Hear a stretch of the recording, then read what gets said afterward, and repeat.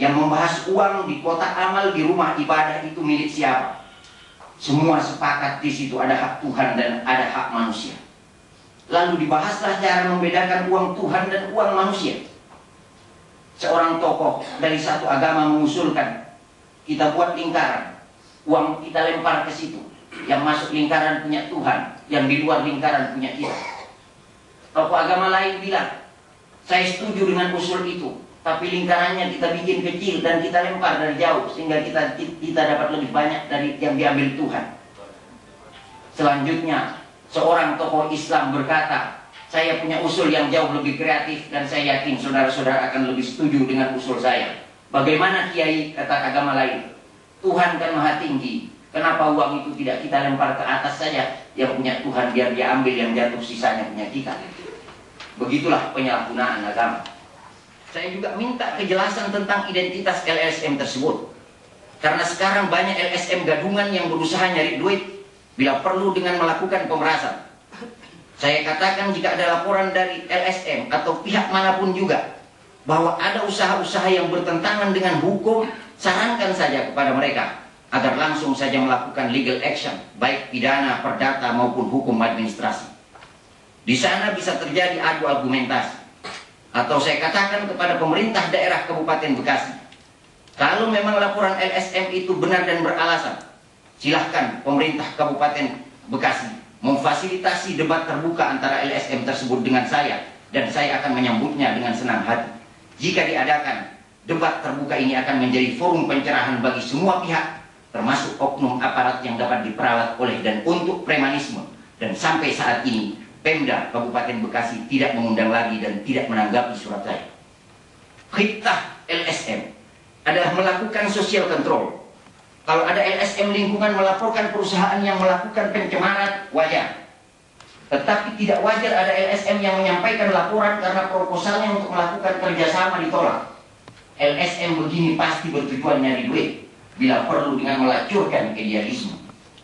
LSM begini mungkin adalah LSM gabungan, atau setidaknya pasti LSM yang telah menyimpang dari khitahnya. Dalam kasus ini saya mendapat gambaran tentang modus premanisme, yang apapun bentuknya ujung-ujungnya adalah minta keuntungan tanpa harus bekerja. Sementara banyak warga bangsa harus bekerja keras memeras keringat demi bertahan hidup, walau hanya dengan upah minimum regional. Kasus yang saya tangani sudah tuntas.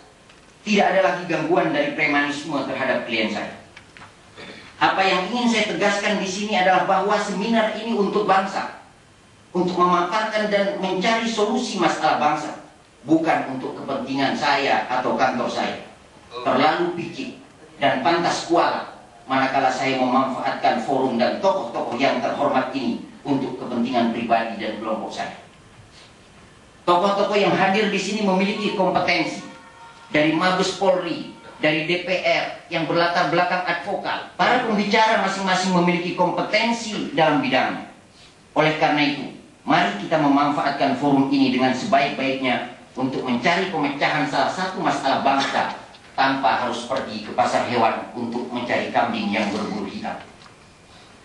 Pemberantasan premanisme mutlak mendesak untuk innahum kanu idza saraqa fihimus syarif tarakuh wa idza saraqa fihimud dhaif aqamu alaihi al-had. Sesungguhnya penyebab kehancuran umat sebelum kamu adalah karena mereka itu, jika yang mencuri adalah orang-orang terhormat, mereka biarkan. Jika yang mencuri adalah rakyat jelata, barulah hukum ditegakkan. Rasul selanjutnya menegaskan, "Lau anna Fatimah binta Muhammad saraqat laqata'tu yadaha." Andai kata Fatimah putri Muhammad mencuri, aku sendiri yang akan memotong tangannya. Pada akhirnya, saya berharap seminar ini dapat memberikan kontribusi bagi bangsa dan negara, khususnya dalam penegakan hukum dan pemberantasan premanisme demi kebangkitan perekonomian negara dan meningkatkan martabat bangsa. Saya ingin melakukan dan menyediakan yang terbaik. Kalaupun ada hal-hal yang dirasakan kurang, semata-mata keterbatasan kemampuanlah yang menjadi penyebabnya. Untuk itu saya menyampaikan permohonan maaf yang sebesar-besarnya, dan permohonan maaf ini secara khusus kepada Kombes Bakhtiar Tambunan yang datang sejak awal dan terlalu banyak waktu Bapak yang digunakan untuk menunggu. Kami mohon maaf yang sebesar-besarnya. Hadani Allah wa iyyakum ajma'in. Wallahul musta'an wa fawqa kulli dzi ilmin alim. Assalamualaikum warahmatullahi wabarakatuh. Sebelum saya bacakan keynote speak ini dari Bapak Kapolri, saya menyampaikan mohon maaf dari Bapak Kapolri yang dimana Bapak Kapolri tidak bisa meninggalkan kegiatan yang penting yang dimana diperintahkan atau ditunjuk saya sebagai mewakili beliau untuk membaca ini. Beberapa hal yang perlu kita cermati bahwa mereka rata-rata mungkin pengangguran, mungkin taraf hidup mereka kurang dan sebagainya. Itu bagi preman-preman yang di kalangan di bawah.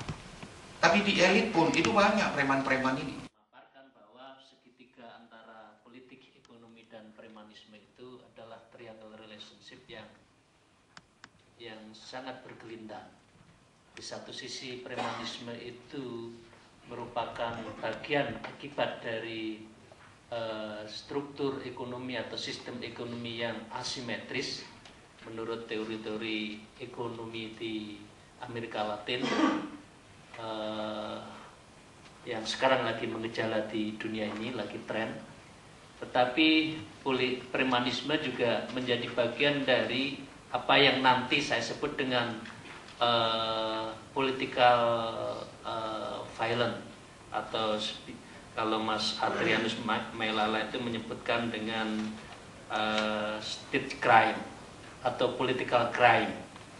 Itulah sebabnya maka preman-preman ini sekarang sudah merajalela, baik itu oknum PNS, sipil maupun TNI maupun Polri maupun semua lini masyarakat.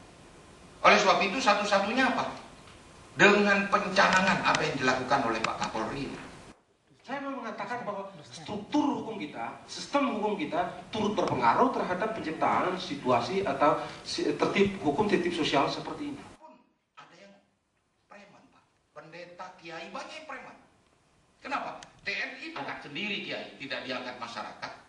Kemudian dia bilang punya anak asuh 10 yatim piatu. Sudah mengatakan dia kiai.